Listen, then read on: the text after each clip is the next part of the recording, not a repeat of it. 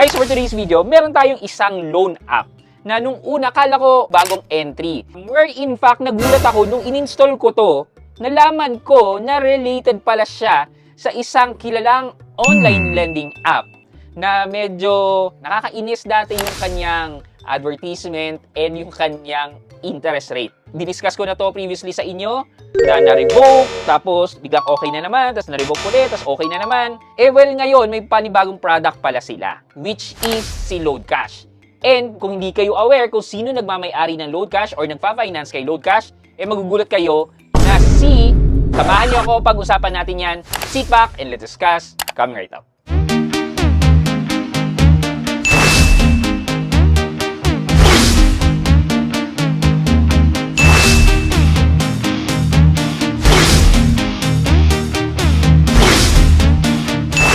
Hi guys, this is Pat and you're in Pat Quintos Review TV. So if you're new here in my channel, I do reviews about personal finance na meron na akong experience or meron na akong knowledge. Naginawa ko na ng videos and playlist na makikita nyo dito sa taas. At kung bago ka dito sa channel ko, you may want to consider subscribing to my channel. So, nagulat din ako nung in-install ko to. Kasi hindi na ako ganun nag-enter ng maraming information at parang nung nilagay ko lang yung ID ko, na-auto-detect niya na kung sino ako.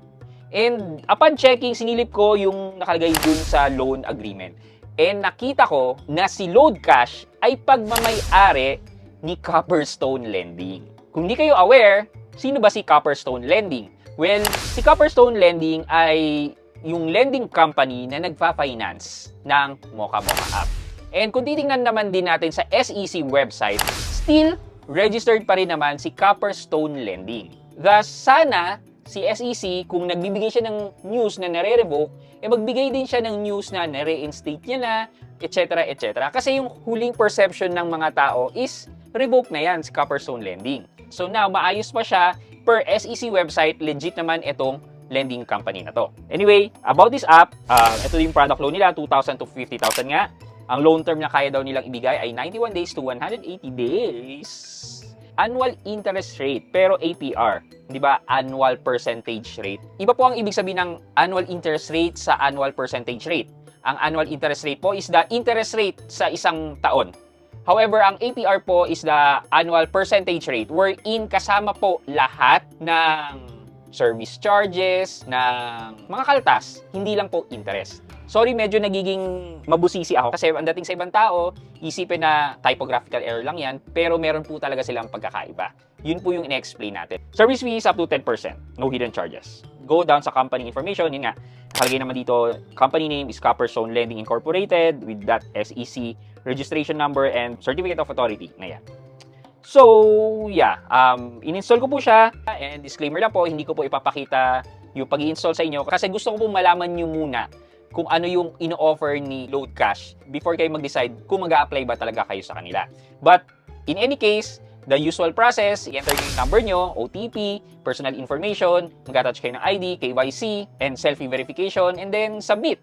Once you're done, maglalabas na po siya ng offer. And, upon submitting, ito po ang naging offer po sa akin, which is, yan, 2,500 pesos. In this case, meron pong available na 5-term, 4 terms, and 3 terms sa akin. And then sabi dito, ang loan term daw niya ay 180 days. Okay, simulan po natin sa 5 terms, sa yung 2,500. First repayment ko daw ay April 28 and as of time of recording is April 21. So that's 7 days po. Kung sisilipin natin po yan, meron po siyang technically 4 na payment term na magbabawas ng 625 sa principal every term na magbabayad ka. And then the interest is 17.5 and then the fee is 332.5. Ngayon, yung pang 5th na term niya, makita nyo dyan is October 18, 2026. Diba? Diba? Lahat na lang sila ganito. Anyway, we will calculate this hindi based dito sa sinasabi niyang 5 terms. I-base lang po natin siya dito sa 4 terms, sa 4 equal installment niya. So, ibig sabihin po neto, ang isang payment term po ay 625 plus the interest na 17.5 plus service fee na 332.5, it would give us 975 per payment term. And since 4 na payment term po siya, i-multiply po natin yan by 4, lumalabas na 3,900 po ang total repayment ko for a 2,500 peso loan sa loob ng isang buwan. Or in that case, 7, 14, 21, 28 days. Thus, i-minus natin yung principal na 2,500, 1,400 na interest and service charge. I-divide po natin by 2,500. Lumalabas po na 56% ang total fees and interest. Tapos, i-divide po natin to by 28 days. Lumalabas po na 2% per day po ang kanyang interest.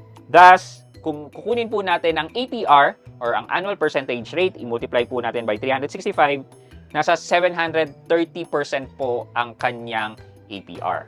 Malayo po dun sa nakalagay na or naka-indicate na 10 to 20% na APR. And then kung kunin po natin to by months, per month, divide po natin by 12, nasa 60.83% po per month ang kanyang interest.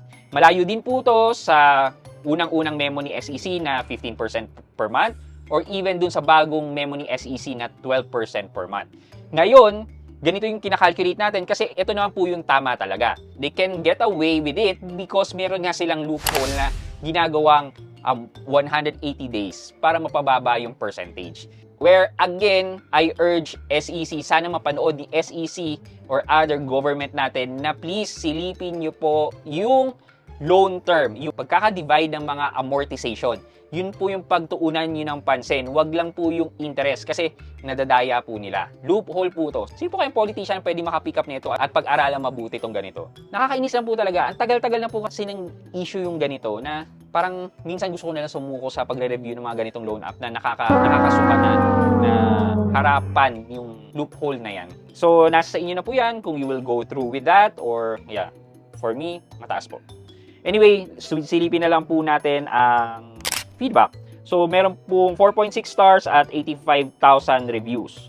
So, silipin lang po natin quickly. Lagay po natin most recent. Sabi niya maganda talaga siya. Please approve. Please approve. So, magre-rate ka na muna bago ka ma-approve. Hi, easy to fill up. I hope I will be approved. I haven't finished yet my application. I will update review once I finish my loan application. O, diba? Pinapag-rate na kagad. So, more or less, itong mga reviews dito is hindi accurate. Because nagre-rate na po sila with their hopes high na pag magre-rate sila ng mataas, mataas ang chance of approval. Okay, ito. Scam. They got your info and they auto-reject the application. Okay, sana yung app mabilis mag-approve. Ang problema lang, pag na-approve ka na at nakapag-loan ka na, nagbabago na yung mga detalye. Weekly ka na maghuhulog tapos sobrang taas ang interest. At pag na-delay ka pa sa hulog, may penalty na 7% per day. So, pag di ka na nakahulog ng 1 month, bali 210% na ang tubo nila. Sobrang taas. Hindi ko ito ni-recommend. Kinuha ko ng 150 days yung installment pero nung approve na, wala ng 1 month. Weekly na sila maniningil. Huwag nyo ito subukan. Yeah. So, again, don't be fooled. Sinasabi nilang 180 days. Sa totoo lang po, wala pa po akong nakitang online lending app na nag-o-offer talaga ng sobrang habang payment term.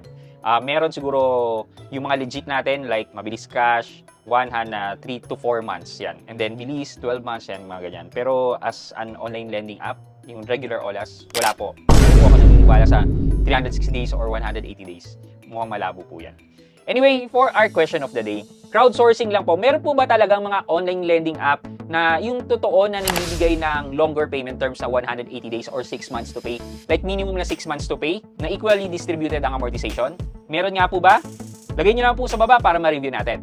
Yun lang muna for today's video, but before we end this video, mag-shoutout po muna tayo at shoutout kay Joseph Alexander Manriquez at Joseph Alexander Manriquez 7048. Sabi po niya ay, "Good morning po, sir, always watching from Davao."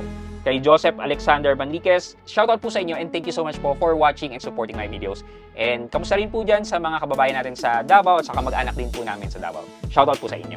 I hope you like this video, leave a thumbs up, and if not, wala nang problema dyan, but continue to support me by subscribing to my channel by clicking the subscribe button and also the bell button sa subscribe para makareceive kayo ng latest notification sa lahat ng upload ko. Again guys, this is Pat Quinto and you're in Pat Quinto's Review TV.